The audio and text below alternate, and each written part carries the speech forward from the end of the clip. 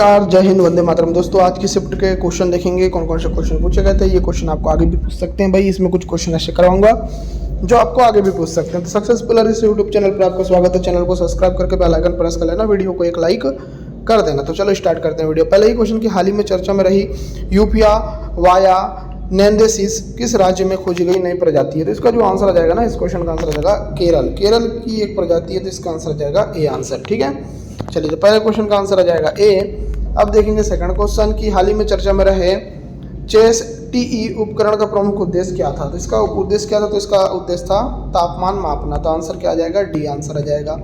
चलिए देखते हैं नेक्स्ट क्वेश्चन, क्वेश्चन नंबर 3। हाल ही में किस भारतीय मिशन ने चंद्रमा के दक्षिणी ध्रुव के पास मिट्टी का तापमान मापा। तो इसका जो आंसर आ जाएगा वो आ जाएगा चंद्रयान 3 ने। इसका आंसर आ जाएगा सी आंसर। चलिए नेक्स्ट क्वेश्चन, हाल ही में चर्चा में रहे सागा इंग फ्लांट के संदर्भ में सही कथन क्या है। तो सागा इंग फ्लांट के संदर्भ में सही कथन है यह एक सक्रिय स्ट्राइक स्लिप फॉल्ट है। ठीक है, चलिए आगे देखते हैं नेक्स्ट। हाल ही में कच्चा तीबू द्वीप का मुद्रा क्यों चर्चा में था। तो इस क्वेश्चन का आंसर क्या आएगा, तो इसका आंसर आ जाएगा गाइस बी आंसर। इसे भारत को लौटाने की मांग की गई है। आंसर आ जाएगा बी आंसर।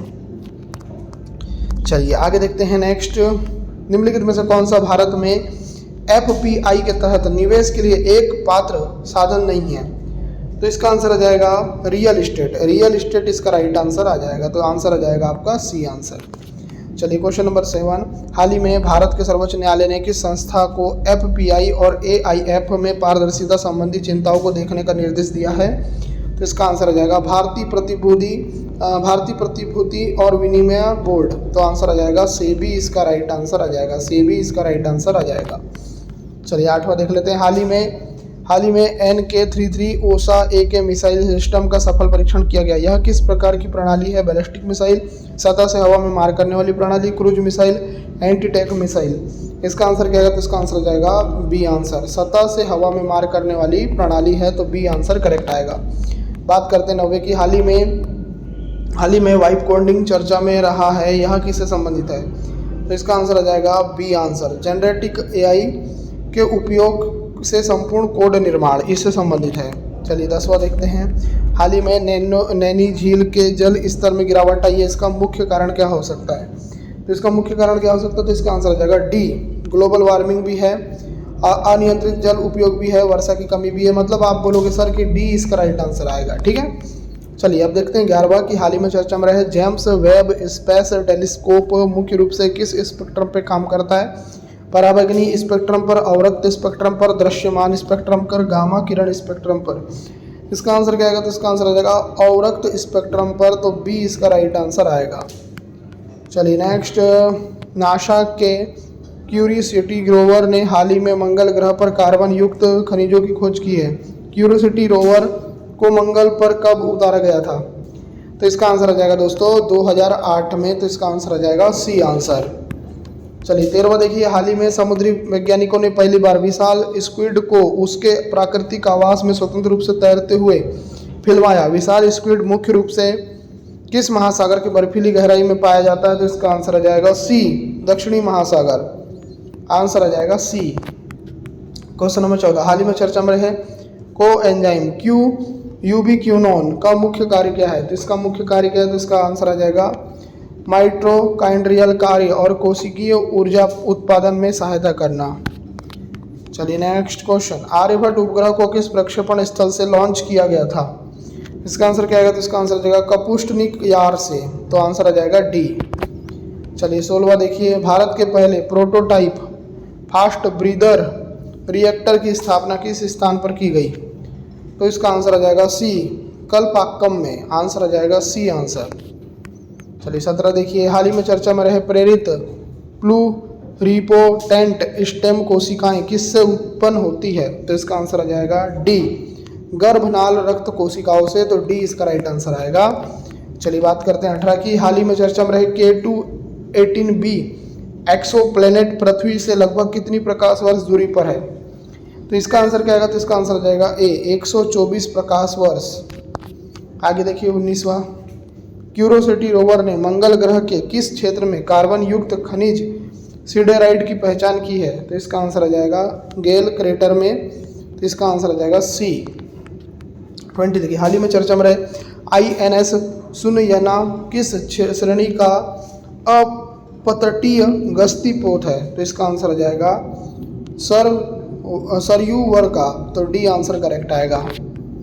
चलिए देखते हैं next question, question number 21। NABARD का पूर्ण रूप क्या है? नाबार्ड का पूर्ण रूप क्या है? तो इस क्वेश्चन की बात करें, देखो इस क्वेश्चन का आंसर आ जाएगा B, national bank for agriculture and rural development, answer आ जाएगा बी। चलिए नेक्स्ट, नीति आयोग के पहले चेयरमैन कौन थे? अमिताभ कांत, अरविंद पानगढ़िया, नरेंद्र मोदी, मनमोहन सिंह, आंसर क्या आएगा? आंसर आ जाएगा सी, नरेंद्र मोदी, सी इसका राइट आंसर आएगा। नेक्स्ट 23, योजना आयोग को कब समाप्त किया गया था? तो इसका आंसर क्या आएगा? तो इसका आंसर आ जाएगा 13 अगस्त 2014 को, तो सी इसका राइट आंसर आएगा।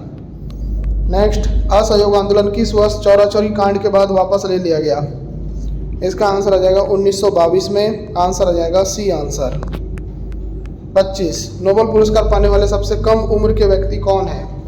इनका नाम क्या है? तो इनका नाम है मलाला यूसुफजई, आंसर आ जाएगा सी।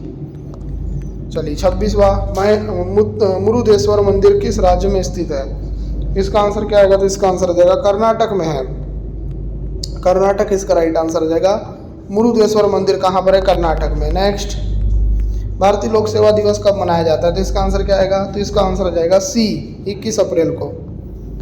21 अप्रैल को क्या मनाया जाता है? 21 अप्रैल को मनाया जाता है भारतीय लोक सेवा दिवस। नेक्स्ट 28, ब्रिटिश भारत में वायसराय की पद स्थापना कब हुई थी? इसका आंसर क्या आएगा? तो इसका आंसर आ जाएगा 1858 में, आंसर आ जाएगा बी आंसर। 29, जब किसी विलयन का pH मान 7 से कम होता है तो नीला लिटमस पेपर कैसा हो जाता है? तो याद रखिए इसका आंसर आ जाएगा लाल हो जाता है, लाल हो जाएगा। ठीक है, चलिए आगे देख लेते हैं। 30, कालिदास सम्मान किस राज्य सरकार द्वारा प्रदान किया जाता है? बहुत ही बढ़िया क्वेश्चन, एग्जाम में आने वाला क्वेश्चन।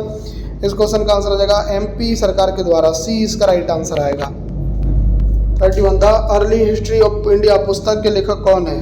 तो इसका आंसर क्या आएगा? तो इसका आंसर आ जाएगा V.A. स्मिथ है, आंसर आ जाएगा डी। 32, संयुक्त राष्ट्र संघ UNO में अस्थायी सदस्यों की संख्या कितनी होती है? इसका आंसर क्या आएगा? तो इसका आंसर आ जाएगा बी, 10 होती है। 33, मॉनिटर का एक अन्य नाम क्या है? CPU, keyboard, VDU, hard disk, तो इसका आंसर आ जाएगा VDU। VDU इसका एक अन्य नाम है मॉनिटर का। ठीक है, VDU का मतलब होता है विजुअल डिस्प्ले यूनिट। आगे देखिए, कंप्यूटर स्क्रीन पर जो पॉइंटर दिखाई देता है उसे क्या कहते हैं? तो इसको बोलते हैं दोस्तों कर्सर, आंसर क्या आ जाएगा? आंसर आ जाएगा सी। 35, पृथ्वी की सबसे ऊपरी परत क्या कहलाती है? इसका आंसर क्या आएगा? तो इसका आंसर आ जाएगा क्रस्ट, जिसको बोलते हैं भूपर्पटी, सी आंसर आएगा। 36, चंद्र ग्रहण कब होता है? अमावस्या को, पूर्णिमा को, संक्रांति को, अष्टमी को, आंसर क्या आएगा? आंसर आ जाएगा पूर्णिमा को, आंसर आ जाएगा बी।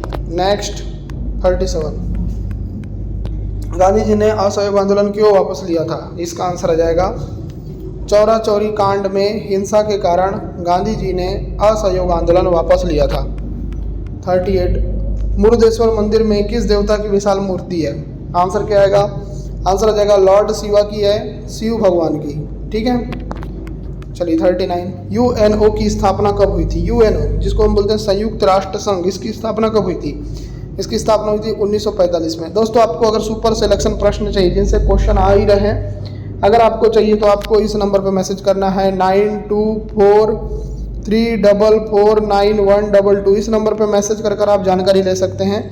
आपको ऐसे प्रश्न मिलेंगे जिनसे आपका सिलेक्शन हो जाएगा, तो आप बिल्कुल तुरंत मैसेज करिए, आपको 199 में पूरे के पूरे क्वेश्चन मिल जाएंगे। ठीक है, चलिए 40 क्वेश्चन, कंप्यूटर में माउस कर्सर किसके माध्यम से नियंत्रित किया जाता है? आंसर आ जाएगा माउस के माध्यम से, तो सी इसका राइट आंसर आएगा।